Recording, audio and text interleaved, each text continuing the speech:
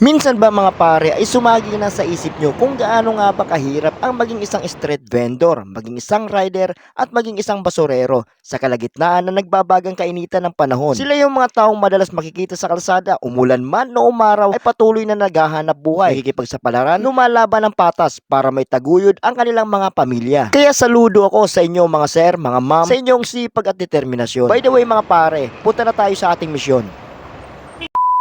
Yun nga mga pare, nandito nga tayo ngayon sa Malolos, dito sa may Vista Mall malapit. Dahil mamimigay nga tayo ngayon ng libreng milk tea from Milk Shop PH.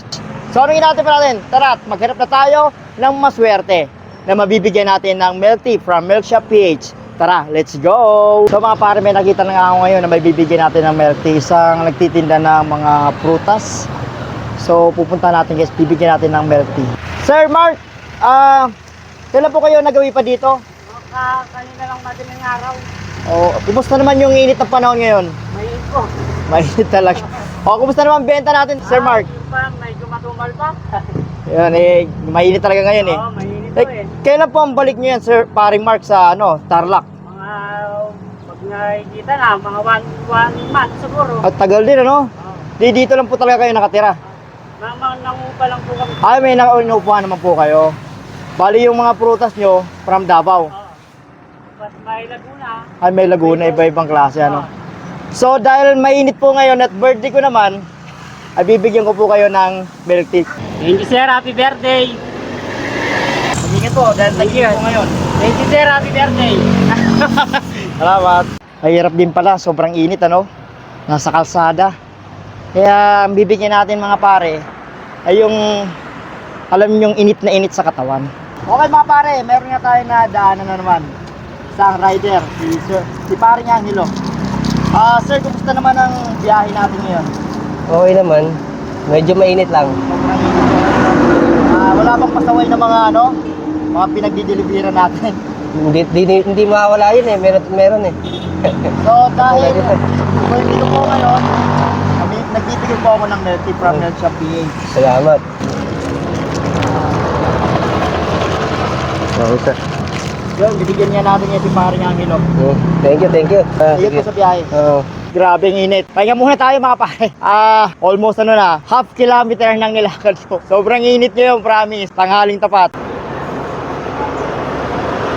Puntahan natin mga pare si tatay. Bibigyan nga natin ng milk tea dahil isa rin siyang bayani. Dahil sobrang init ngayon, nandun siya sa taas ng truck collector ng basura. Yun nga mga pare, sobrang init. Pero kinakain ni tatay. Mag-alauna na mga pare. Talagang masipag si tatay Kaya napapabilib ako dyan. Tay, gusto mo milk tea? Milk tea, gusto mo?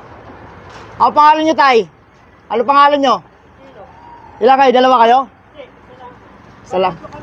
Tatlo kayo? O tay. Sige, salamat. Isa na kayo. Salamat.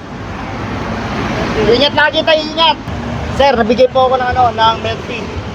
Salamat po. Tatlo po yan. Birthday ko po ngayon eh. Ano po, birthday niyo? Oo. Libre yan, sir. Birthday ko ngayon. Happy birthday, boss. Happy na birthday pa Oo, na, boss. sir. Ay, Ano bang vlogger ka? opo, nagpapagap ako ng vlogger.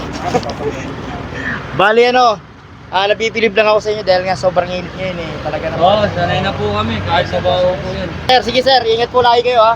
Idol, thank you po Salamat po. Alam nyo mga pare, may balita nga ako. Dahil ang Milk Shop PH ay meron na rin pala dito sa Vista Mall.